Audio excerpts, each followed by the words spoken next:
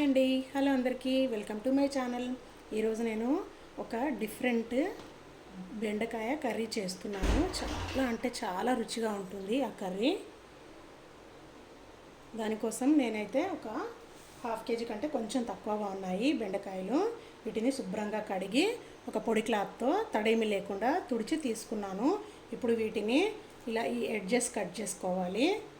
పై భాగం కింది భాగం కట్ చేసుకొని ఇలా మధ్యలో ఒక చిన్న ఘాటు పెట్టుకోవాలి. ఇట్లా ఘాటు పెట్టుకొని వీటన్నిటిని పక్కన పెట్టుకోవాలి. ఈ బెండకాయలన్నిటిని కూడా ఇలాగానే కట్ చేసుకోవాలి. ఇవి చూడ్డానికి పొడవుగానే ఉన్నాయి కానీ చాలా లేతగా ఉన్నాయి. లేతవి తీసుకుంటే చాలా బాగుంటుంది ఈ కర్రీ. అన్నిటినీ ఇలాగే కట్ చేసుకొని మధ్యలోకి ఇలా ఘాటు పెట్టుకొని తీసుకోవాలి.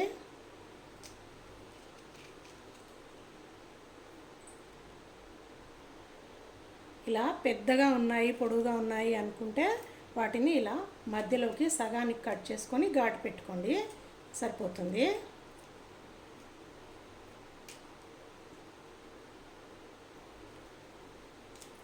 అన్నిటినైతే కట్ చేసుకున్నాను. ఇప్పుడు ఒక బౌల్ తీసుకోవాలి. ఇలా ఒక బౌల్ తీసుకున్నాం కదా, ఈ బౌల్లోకి 1 టీ స్పూన్ అంత కారం,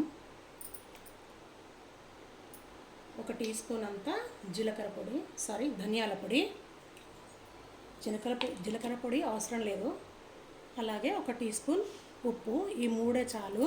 వీటిని కలుపుకోవాలి ఒకసారి. ఇలా కలుపుకున్న తర్వాత మనం ఇలా కట్ చేసి పెట్టుకున్నాం కదా మధ్యలోకి, ఈ పొడిని ఇందులోకి నింపుకోవాలి. ఇలా నింపుకున్న తర్వాత ఈ ఎక్సెస్ ఏదైనా ఉంటుంది కదా దాన్ని కూడా ఇలా దులిపేసి వీటన్నిటిని ఇలాగే నింపుకొని పక్కన పెట్టుకోవాలి.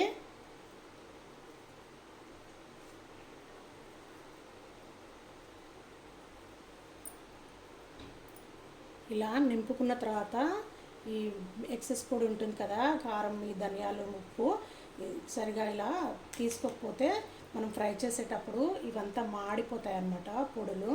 అందుకే ఇలా వేసుకున్న తర్వాత కంపల్సరీగా చక్కగా దులుపుకోవాలి.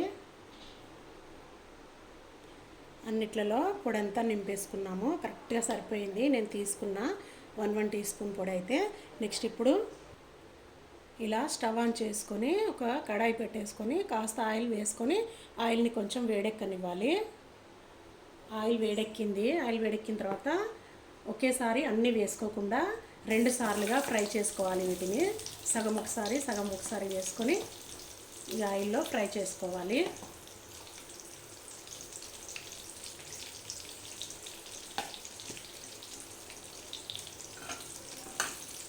మంటను సిమ్లో పెట్టుకొని మాడకుండా జాగ్రత్తగా ఫ్రై చేసుకోవాలి.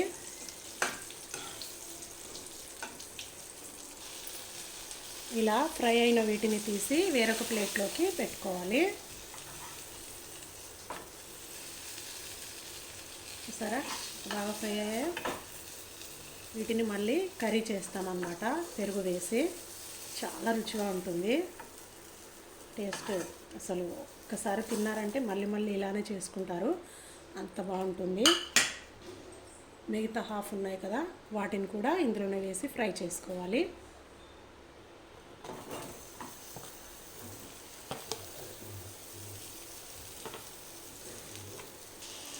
ఇవి కూడా చక్కగా ఫ్రై అయిపోయినాయి. వీటిని కూడా తీసి వేరొక ప్లేట్లోకి పెట్టేసుకుందాం.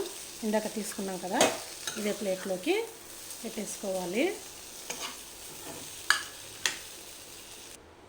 ఇప్పుడు మళ్ళీ స్టవ్ పైన వేరొక ప్యాన్ పెట్టుకొని జస్ట్ 1 స్పూను ఆయిల్ వేసుకోవాలి. ఎందుకంటే బెండకాయలని ఆయిల్లోనే ఫ్రై చేసుకున్నాం కదా, 1 స్పూన్ సరిపోతుంది.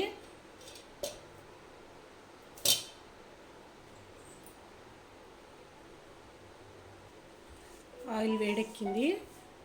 కొంచెం ఆవాలు,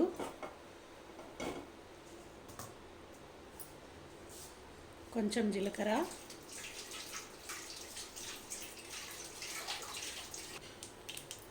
ఆవాలు వేగిన తర్వాత 1 రెమ్మ కరివేపాకు, చిటికెడు పసుపు, 1/2 టీ స్పూన్ అంత కారం, 1/2 టీ స్పూన్ ధనియాల పొడి, 1/2 టీ స్పూన్ సాల్ట్, వీటిని ఒకసారి కలుపుకోవాలి, మాడకుండా జస్ట్ పచ్చివాసన పోయి కొద్దిగా ఫ్రై అవ్వాలంతే. ఇప్పుడు ఇందులో హాఫ్ కప్పు పెరుగులో హాఫ్ కప్పు వాటర్ వేసుకొని ఇలా లిక్విడ్ లాగా చేసుకొని మజ్జిగలాగా చేసుకొని వేసుకోవాలి. ఇలా పెరుగు వేసిన వెంబడే కలపాలి, లేకపోతే ఉండల్లాగా అవుతుంది. ఈ ప్రాసెస్ అంతా మంటని చిన్నగా సిమ్లో పెట్టే చేసుకోవాలి, లేకపోతే మాడిపోతాయి మనం వేసుకున్న మసాలాలు. ఇలా పెరుగు కూడా వేసి కలుపుకున్న తర్వాత మనం ఫ్రై చేసుకున్న బెండకాయలు ఉన్నాయి కదా, అవి ఇందులో వేసేసుకోవాలి. వేసుకొని ఒకసారి బాగా కలిపి ఒక 2-3 నిమిషాలు కొంచెం మగ్గనిస్తే రెడీ బెండకాయ పెరుగు కర్రీ. చాలా అంటే అసలు చెప్పలేం మాటల్లో. ఒకసారి తిన్నారంటే మీకే తెలుస్తుంది టేస్ట్ ఎలా ఉంటుంది అనేది. సూపర్ అంటే సూపర్గా ఉంటుంది. ఒక 2-3 నిమిషాలు మూత పెట్టేసుకొని కొంచెం మగ్గనివ్వాలి. 2-3 నిమిషాల తర్వాత మూత తీసి చూపిస్తున్నాను. స్మెల్ అయితే అదిరిపోయింది. టేస్ట్ కూడా చాలా బాగుంటుంది. బెండకాయ తింటే మ్యాథమెటిక్స్లో చాలా బాగా వస్తుంది అని అంటారు. చిన్నప్పటి నుండి వింటున్నాను ఆ మాట. అది ఎంత నిజమో నాకు తెలియదు, కానీ బెండకాయ హెల్త్కి మంచిదన్న సంగతి అయితే నాకు బాగా తెలుసు. ఎందుకంటే ఇందులో ఫైబర్ ఎక్కువగా ఉండటం వల్ల మలబద్ధకం సమస్య నుండి చాలా ఈజీగా బయటపడతారు. అండ్ బెండకాయ ఆరోగ్యానికి చాలా మంచిది కాబట్టి వారానికి ఒక 2 సార్లు 3 సార్లు అయినా ఈజీగా తినొచ్చు. అందులో ఇలా పెరుగు వేసి కర్రీ చేసుకున్నారంటే సూపర్ టేస్టీగా ఉంటుంది. ఇందులో ఆనియన్ వేయలేదు, టమాటా వేయలేదు, జింజర్ గార్లిక్ పేస్ట్ కూడా వేయలేదు. ఉపవాసాలు ఉంటారు కదా ఏకాదశులు, అప్పుడు ఆనియన్ జింజర్ గార్లిక్ పేస్ట్ తినని వాళ్ళు ఇలా హ్యాపీగా చేసుకొని తినేసేయచ్చు. ఇది ఈరోజు బెండకాయ పెరుగు వేసి చేసిన కర్రీ. మీరు కూడా ఒకసారి తప్పకుండా ట్రై చేయండి. మీకు ఎలా కుదిరిందో నాకు కామెంట్స్లో తెలియజేయండి. మరొక మంచి హెల్తీ రెసిపీతో మళ్ళీ కలుద్దాం. అంతవరకు బాయ్.